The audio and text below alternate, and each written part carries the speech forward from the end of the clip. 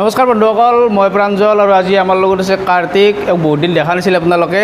চ' আজি আমি এটা জিমত ভিডিঅ' বনাম বুলি ভাবিছোঁ। এইকেইদিন বহুত কমেণ্ট আহি আছিল যে হাইট বঢ়াৰ ওপৰত কেনেকুৱা এক্সাৰচাইজ কৰিব লাগিব বা হাইট কেনেকৈ বঢ়াম, এইটোৰ ওপৰত বহুত কমেণ্ট আহি আছিল। চ' আজি আমি ভাবিলোঁ যে আমি হাইটৰ ওপৰত আজি ভিডিঅ'টো বনাবৰ কাৰণে ট্ৰাই কৰিম আৰু কেইটামান এক্সাৰচাইজ আমি দেখুৱাবৰ কাৰণে ট্ৰাই কৰিম। কিন্তু তাৰ আগতে আৰু এটা কথা কওঁ, হাইটটো বঢ়াৰ কাৰণে এইকেইটা এক্সাৰচাইজ এনেকুৱা নহয় যে 2 মাহ বা 3 মাহ কৰি কিনে আমি হাইটটো ইনক্ৰিজ কৰিব পাৰিম। এইকেইটা বহুত মানে দীঘলীয়া টাইমলৈকে কৰি থাকিব লাগিব। 1 বছৰ বা 2 বছৰ টাইম ল'ব। আৰু যদি আধা ইঞ্চিমানো হাইট ইনক্ৰিজ হয় তেতিয়া বহুত ডিফাৰেঞ্চ দেখা যায়, কাৰণ হাইটটো জেনেটিকৰ ওপৰত নিৰ্ভৰ কৰে। সেইটো জেনেটিকৰ ওপৰত নিৰ্ভৰ কৰে। হয়তো একচুৱেলি মাক দেউতাকৰ হাইটৰ লগত নিৰ্ভৰ কৰে। তথাপি অলপমান ইনক্ৰিজ কৰিব পাৰি। এনেকুৱা নহয় যে এক্সাৰচাইজ এটা কৰিলে 2 মাহ 3 মাহত হাইট 2-3 মাহত ৰিজাল্ট নাপায়। এইটো এটা লং প্ৰচেছ, লং কৰি থাকিব লাগিব। চ' আমি বলক আমি গোটেইকেইটা আজি এক্সাৰচাইজ আপোনালোকক ভালদৰে দেখুৱাবৰ কাৰণে ট্ৰাই কৰিম। তো বলক আমি ভিডিঅ'টো এবাৰ ভালদৰে চাই লওঁ। চ' আজি এক্সাৰচাইজকেইটা মই কৰি নেদেখা, আজি আমাৰ কাৰ্তিকে কৰি দেখাব। মোৰ গা ইমান ভাল নহয়, সেইকাৰণে আজি মই এক্সাৰচাইজ কৰা আচলতে ধৈৰ্যও নাই আৰু শক্তিও নাই। চ' প্ৰথম আমি এক্সাৰচাইজটো কৰিম বাৰ হেংগিং। এইটো এক্সাৰচাইজ আমাৰ কাৰ্তিকে কৰি দেখাব আপোনালোকক। এইটো চিম্পলি ঘৰত যি বাৰ আছে বা নিজে ঘৰতে বনাই লৈ কিনে এনেকুৱা বাৰত কিবা এটা মানে যোগাৰ কৰি কিনে কৰিবৰ কাৰণে ট্ৰাই কৰিব, যদি জিমত নাযায় আপোনালোকে। এই এক্সাৰচাইজটো 15 ছেকেণ্ড বা 20 ছেকেণ্ড কৰিলে হ'ল, কৰি কিনে মাজত ৰেষ্ট দিব। এনেকৈ টোটেল 3টা ছেট কৰিলে হ'ল, 15-20 ছেকেণ্ডকৈ মানে ওলমি কিনে হৈ যাব। চিম্পলি এনে বাছ ওলমি থাকিলে হ'ল। এইটো যাৰ ঘৰত নাই, চাজাও আছে, চাজাটো কৰিব পাৰে। চাজাটো পাৰে, যা যেনেকৈ যোগাৰ কৰিব পাৰে। এইটো 15-20 ছেকেণ্ড কৰি কিনে মাজত 5 ছেকেণ্ড বা 10 ছেকেণ্ড ৰেষ্ট, তাৰপিছত আৰু 15-20 ছেকেণ্ড এনেকৈ 3টা বা 4টা ছেট। ত' এইটো এইকেইটা হ'ল। তাৰপিছত আমি নেক্সট এক্সাৰচাইজ কৰিম কোব্ৰা ষ্ট্ৰেচ। এই এক্সাৰচাইজটো কৰাৰ কাৰণে ফ্ল'ৰতে যিকোনো কিবা এখন কাপোৰ বা কিবা পাৰি লওক। মেট নহ'লেও বিচনাতো কৰিব পাৰে যদি ঘৰত বিচাৰে। সেইটো কাটি এবাৰ দেখাই দিয়া তুমি। এইটো চিম্পলি শুই কিনে পিঠিখন উঠাই কিনে এইটো 10 ছেকেণ্ডৰ পৰা 30 ছেকেণ্ডলৈকে কৰিব পাৰে। এনেকৈ চিম্পলি হোল্ড কৰি থাকিলে হ'ল বডিটো। এইডালত ষ্ট্ৰেচ হোৱাৰ কাৰণে যিমানে স্পাইনেল কৰ্ডৰ ষ্ট্ৰেচ হ'ব সিমানে হাইট ইনক্ৰিজ হোৱাৰ মানে সম্ভাৱনা বেছি থাকে। হয়, এইডাল যিমানে ষ্ট্ৰেচ হ'ব সিমানে হাইট ইনক্ৰিজ হোৱাৰ চান্সটো বেছি থাকে।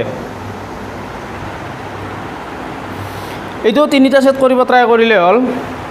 এনেকৈ 5 পৰা 20 ছেকেণ্ডলৈকে এইটো কৰিলে হ'ল এটা ছেটত, কৰি কিনে মাজত 10 ছেকেণ্ডমান ৰেষ্ট দি কিনে আৰু ৰিপিট কৰিলে হ'ল 3টা ছেট। তো এই 2টা এক্সাৰচাইজ হ'ল। তাৰপিছত নেক্সট এক্সাৰচাইজ কৰিম আমি ফৰৱাৰ্ড স্পাইন ষ্ট্ৰেচ। এই এক্সাৰচাইজটো অলপ কঠিন হয়, কিন্তু ট্ৰাই কৰি থাকিলে এইটো যদি ৰেগুলাৰ আপোনালোকে ট্ৰাই কৰি থাকে তেতিয়াহ'লে আহি যাব এইটো। চ' কাটিক দেখাই দিয়া এইটো আমি কেনেকৈ কৰিব লাগিব। এইটো এনেকৈ হাতেৰে ভৰি দুখন চোৱাৰ কাৰণে ট্ৰাই কৰিলে হ'ল। 5 ছেকেণ্ডৰ পৰা 30 ছেকেণ্ডলৈকে ট্ৰাই কৰক। প্ৰথমতে 5 ছেকেণ্ডৰ কাৰণে ট্ৰাই কৰি চাব পাৰে এইটো। এই এক্সাৰচাইজটো 3 ছেকেণ্ড মানে 3টা ছেট কৰাৰ কাৰণে ট্ৰাই কৰিলে হ'ল। ফাৰ্ষ্ট ছেটত মই ক'লোঁ এইটো অলপ টান হয় এক্সাৰচাইজটো। চ' 5 ছেকেণ্ডৰ পৰা ষ্টাৰ্ট কৰক এটা ছেটত। 5 ছেকেণ্ডৰ পৰা লাহে লাহে ইনক্ৰিজ কৰিবৰ কাৰণে ট্ৰাই কৰক। 15 ছেকেণ্ড বা 20 ছেকেণ্ড কৰিলে কাফি, এইটো তাতকৈ বেছি কৰিব দৰকাৰ নাই। তাৰপিছত মাজত 10 ছেকেণ্ডমান দি কিনে ৰেষ্ট দি কিনে 3টা ছেট কৰাৰ কাৰণে ট্ৰাই কৰক। তাৰপিছত নেক্সট এক্সাৰচাইজটো হ'ব ফৰৱাৰ্ড বেণ্ড। এক্সাৰচাইজটো আমাক কাৰ্তিকে দেখাব কৰি কিনে।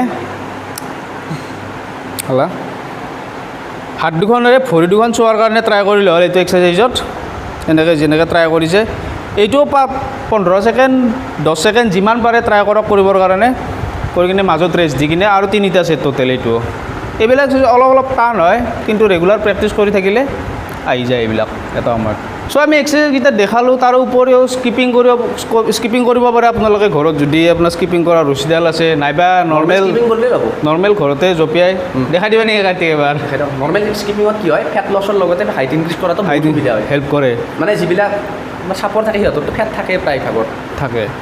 আৰু লগতে চুইমিং কৰিব পাৰে বা খেলা ধূলা, ফুটবল খেলা, বাস্কেটবল খেলা, ভলীবল খেলা, এইবিলাক কৰিলেও হাইট ইনক্ৰিজ হোৱাত বহুত হেল্প কৰে।